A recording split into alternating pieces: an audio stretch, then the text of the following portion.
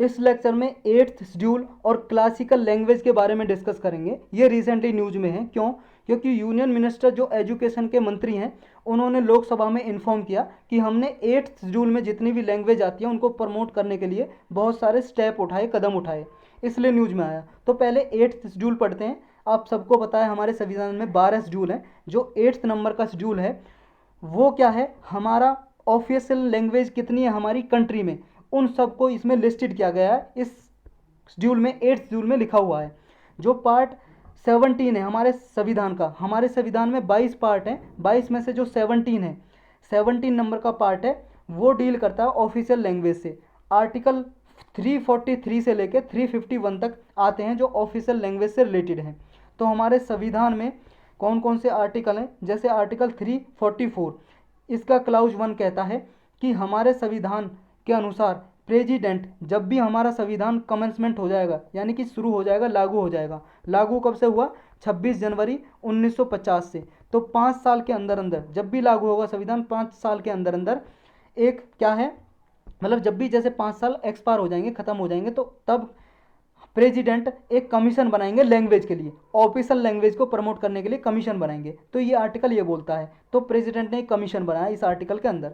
Article 351 ये बोलता है कि हिंदी लैंग्वेज को स्प्रेड किया जाएगा, फैलाया जाएगा, डेवलप किया जाएगा, ताकि हमारी इंडियन कल्चर में कम से कम एक लैंग्वेज हो सके कि जो मीडियम ऑफ एक्सप्रेशन हो सके, कि सारे लोग हिंदी सीख सकें।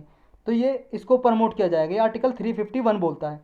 लेकिन क्या है, कोई फिक्स्ड क्राइटेरिया नहीं दिया हुआ है कि इस क्राइटेरिया के बेस पे किसी भी लैंग्वेज को 8th शेड्यूल में डाला जा सकता है, इंक्लूड किया जा सकता है। कोई भी फिक्स्ड क्राइटेरिया नहीं है। गवर्नमेंट चाहे तो किसी को इंक्लूड कर सकती है और किसी को एक्सक्लूड कर सकती है।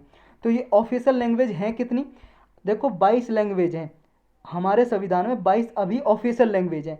कौन कौन सी हैं, देखो असमीज, बंगाली, गुजराती, हिंदी, कन्नड़, कश्मीरी, कोंकणी, मलयालम, मणिपुरी, मराठी, नेपाली, ओडिया, पंजाबी, संस्कृत, सिंधी, तमिल, तेलुगु, उर्दू, बोडो, संताली, मैथिली, डोगरी, ये 22 लैंग्वेज हैं। लेकिन जब हमारा संविधान ओरिजिनली बना था तो सिर्फ 14 लैंग्वेज थी, 14। इनमें याद रखना, देखो इंग्लिश नहीं है इनमें, ऑफिशियल लैंग्वेज में इंग्लिश आपको याद रखनी है, और नेपाली है इनमें, नेपाली आपको याद रखनी है, नेपाली है।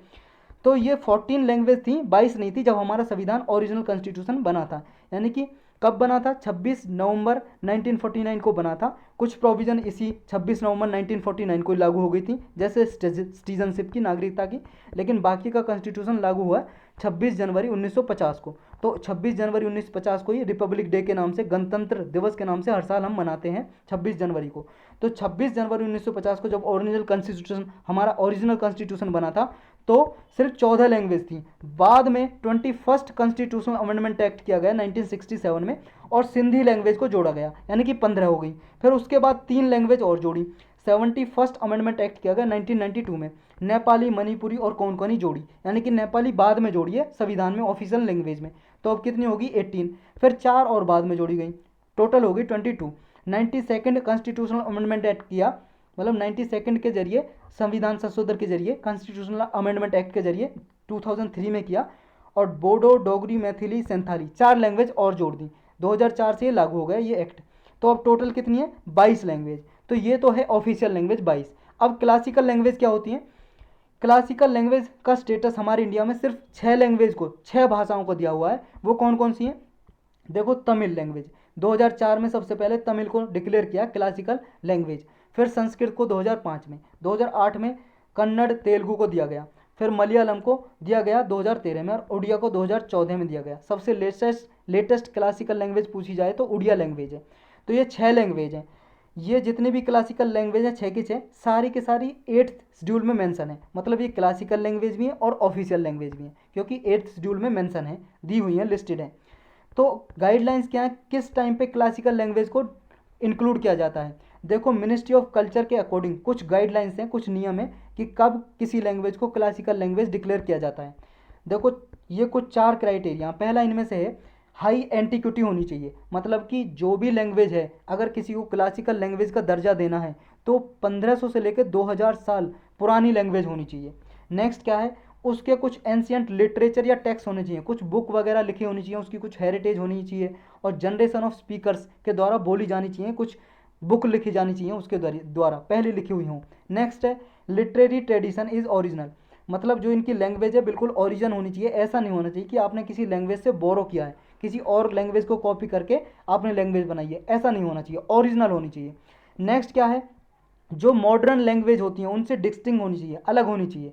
मतलब ऐसा नहीं होना चाहिए कि क्लासिकल लैंग्वेज और लेटर जो फॉर्म है वो मिक्स रहें, उनको डिस्टिंग्विश ना कर सकें, डिफरेंस ना कर सकें। मतलब उसकी अलग ही अपनी छाप होनी चाहिए, छवि होनी चाहिए किसी भी लैंग्वेज को जब क्लासिकल लैंग्वेज डिक्लेयर किया जाता है। अच्छा, क्लासिकल लैंग्वेज डिक्लेयर कर दी तो इसके फ़ायदे क्या होते हैं, बेनिफिट क्या होते हैं। एक तो बेनिफिट ऑफ प्रमोशन होता है। क्या, देखो मिनिस्ट्री जब भी डिक्लेयर करती है किसी को क्लासिकल लैंग्वेज तो कुछ बेनिफिट मिलते हैं प्रमोशन के लिए। उसके पहला बेनिफिट ये है, उसके लिए क्लासिकल लैंग्वेज के लिए 2 international major annual international award घोषित किए जाते हैं। मान लो किसी भी क्लासिकल इंडियन लैंग्वेज में कोई स्कॉलर है, विद्वान है, कोई बुक लिखी है, उसके लिए इंटरनेशनल अवार्ड दिए जाते हैं सम्मान में। नेक्स्ट क्या है, एक centre of excellence for studies, मतलब इनकी स्टडीज़ के लिए, क्लासिकल लैंग्वेज की स्टडीज़ के लिए एक अलग से सेंटर बनाया जाता है, सेटअप किया जाता है, बनाया जाता है, एस्टेब्लिश किया जाता है। और यूनिवर्सिटी ग्रांट कमीशन है, वो ये कहती है, जो यूनिवर्सिटी ग्रांट कमीशन है भाई साहब, एक स्टैट्यूटरी बॉडी 1956 में बनाया गया था। किसी को यूनिवर्सिटी खोलनी होती है तो इस कमीशन से परमिशन लेनी पड़ती है, लाइसेंस लेना पड़ता है, अप्रूवल लेनी पड़ती है कॉलेज या यूनिवर्सिटी के लिए। तो ये यूनिवर्सिटी ग्रांट कमीशन है जो ये कहता है कि कम से कम एटलीस्ट इन सेंट्रल यूनिवर्सिटी, जो सेंट्रल की यूनिवर्सिटी हैं उनमें कम से कम एक प्रोफेशनल चेयर क्रिएट किए जाएं जो कि ये क्लासिकल लैंग्वेज को प्रमोट कर सकें। तो ये फ़ायदे होते हैं क्लासिकल लैंग्वेज के। यही था इस लेक्चर में बस।